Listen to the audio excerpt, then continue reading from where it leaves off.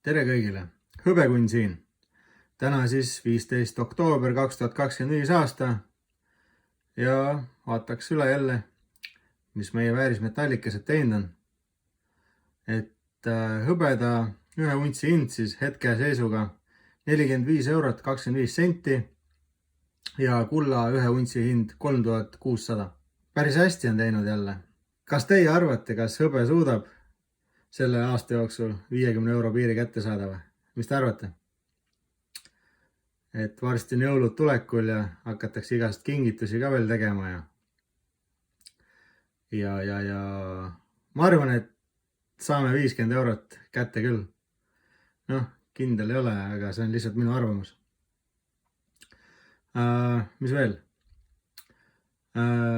Kulla hõbeda skaala hetke seisuga siis 1,80-le, et üks unts kulda on siis võrdne 80 untsi hõbedaga või siis vastupidi. Mis veel? Siin maailmas paar sellist konflikti jälle juurde tulnud, et Taliban seal Pakistaniga tõmbleb. Ühesõnaga Taliban sündis Pakistanis ja mida iganes ja nüüd nad seal sõdivad omavahel. Siis USA jälle pani Hiinale mingi tariife ja vastupidi Hiina pani USAle ja nii edasi. Mis jällegi väärismetallidele väga-väga meeldib ja hinnad tõusevad. Siis kõik eelnevad sõjad, mis ma videodes olen rääkinud, et on veel käimas. Kuigi siin Iisrael Palestiinaga vist vaikselt sõlmib seda rahulepingut, aga see pole veel 100% kindel, et eks näha ole, mis saab. Aga väärismetallidele meeldib hirm ja kaos ja inflatsioon, et need ajavad alati neid hindu veelgi ülespoole. Ja sellised lood on. Aktsiaturult siis uskumatult 360 untsi hõbedat on võrdne ühe päriselus oleva hõbe untsiga. Et täitsa naljakas ju. Ja mis ma veel teada sain, et ega tegelikult need, kes tahaks näiteks aktsiaturu hõbedat või oma siis nagu aktsiaturu hõbe et seda paberit vahetada päris hõbeda vastu, et ega tegelikult nad seda teha ei saagi, sest füüsilisel kujul seda ei ole lihtsalt nii palju olemas. Et muidugi seal aktsiaturu võite ka kaubelda aga kui midagi peaks juhtuma, siis lõppude lõpuks on võitja see, kelle käes, kes omab, kes on iseenda pank, kellel on need metallid kohe võtta, kui vaja. Sest internetist ei pruugi oma rahagi kätte saada. Riikidel läheb elekter ära, te ei saa mitte midagi nendega, null. Et ei ole võimalik kätte saada, et mina siiski soovitaksin, kui üldse väärismetallidega kaubelda, siis füüsilisel kujul ja nii ongi. Mis veel? Ennustatakse siin jälle aktsiaturul suuri langusi ja ka krüptomarket sai päris kõva kukkumisega pihta, ma kuulsin. Õnneks ise seal sees ei ole ja pole sellesse kunagi uskunud ka. Samamoodi internetiserverites ju.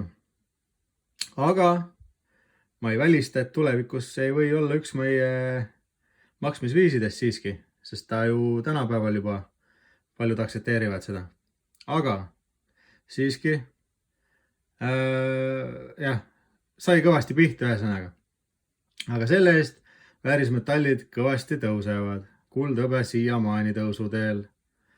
Ja kui oled pikaajaline investor, siis üldiselt pigem sa näed alati ainult tõusu. Sest lühiajaliselt sa võid osta tippus näiteks ja hõbe võib natuke langeda. Aga aastate peale ta ikkagi läheb ainult ülespoole niimoodi. Ja kui sa veel ajastad ostud niimoodi ka, et sind ei koti, kas ta on üleval või all see hind, vaid sa ostad iga kuu, siis kui sul on raha, iga kuu täpselt teatud kuupäeval niimoodi ja ostadki kogu aeg aastaringselt niimoodi, siis lõpuks ikkagi sul tuleb selline ilus skaala, keskmine selline, mis hind jääb sellise keskmisele, et sa ei osta kogu aeg tipus, sa ei osta kogu aeg all, et tuleb selline mõnus keskmine hind kokku. Ja nii ongi, et mina alati soovitan väärismetalle siis või üldse siia maailma tulles panustada sellele, et kõigepealt oleksid kõik võlad makstud, liisingud makstud, pangalaene poleks nii, et palgapäeval saate palga kätte, ostate oma 1 untsi või kellel kuidas võimalus on. Ostate näiteks hõbedat või kulda kokku ja siis panete kõrvale selle. Kohe esimese asjana näiteks palgapäeval teete seda. Mitte, et ostate üle oma võimu näiteks omale midagi kulda või hõbedat ja kuu lõpus vaatate, et kurat, pole toidurahagi või mingi maksi maksmata ja siis peate selle sama kulla või hõbeda maha müüma ja muidugi suure kaotusega, sest ega kokkuostja ju sama hinnaga tagasi osta.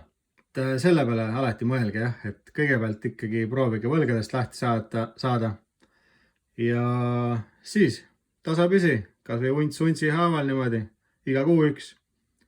Ja lõppude lõpuks pensionini jõuate või kui teie elus peaks midagi juhtuma, siis teil on alati kust võtta, sest kui paberraha kaotab inflatsiooni tõttu ja ostuvõime languse tõttu nagu oma väärtust kogu aeg aeg-ajalt niimoodi aastast aastasse, siis väärismetallid käivad inflatsiooniga kaasas alati. Ja 10 aasta pärast saate tollele ajale kohase summa tagasi oma väärismetallide eest. Või on väärismetallid nii tohutult tõusnud, et te jääte igat pidi kasumisse. Et tavaliselt on niimoodi see värk, et kui te täna ostate siin kuradi 40 euroga 1 untsi hõbedat näiteks, tegelikult on rohkem, aga siis 10 aasta pärast see 1 unts võib olla 80 eurot. Aga lihtsalt kõik asjad on samamoodi ju kallimaks läinud.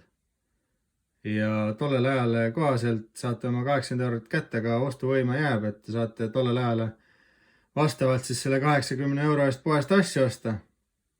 Aga kui see 40 eurot, et ei ostaks seda 1 untsi hõbedat, jätate pangakontole 10 aasta pärast, see ostuvõime võib teil olla ainult 30 või 20 eurot, mille eest te saaksite poest midagi osta.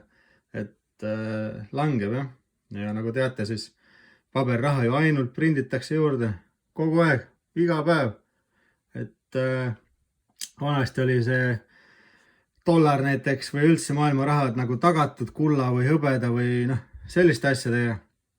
Siis tänapäeval enam see ei ole mitte millegiga tagatud.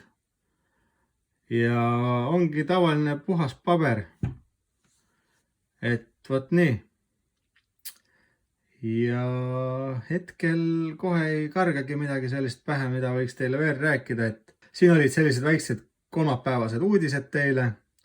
Koguge ikka edasi vastavalt enda võimetele ja ühel päeval ehk tunnete kõigest sellest rõõmu. Ühesõnaga, siin oli Hõbekunn ja näeme juba järgmises videos.